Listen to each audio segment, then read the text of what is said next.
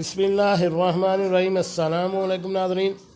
आज की हमारी वीडियो का मौजू होम्योपैथी फ़र्स्ट एड ट्रीटमेंट, हिचकी का फौरी इलाज। हिचकी के लिए कौन सी दवा फ़र्स्ट एड ट्रीटमेंट के तौर पर इस्तेमाल होती है और इसके देने का तरीका क्या है, उसके बारे में अभी आपको तफसील से बताते हैं।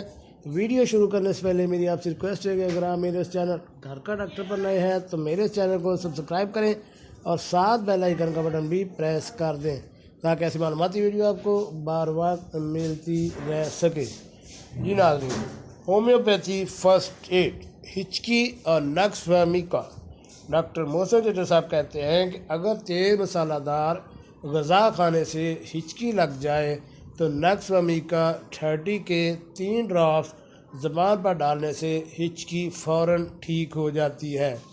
यानी ऐसे मरीज़ या अगर आपको तेज़ मसालादार ग़ज़ा खाने की वजह से हिचकी लग जाए तो नक्सफहमी का 30 पावर में लें और इसके सिर्फ 3 ड्रॉप्स आप अपनी ज़बान पर डालें, या किसी मरीज़ को अगर ऐसा है तो आप उसकी ज़बान पर डालें तो 5 मिनट से पहले उसकी हिचकी फ़ौरन ख़त्म हो जाती यानी रुक जाती है।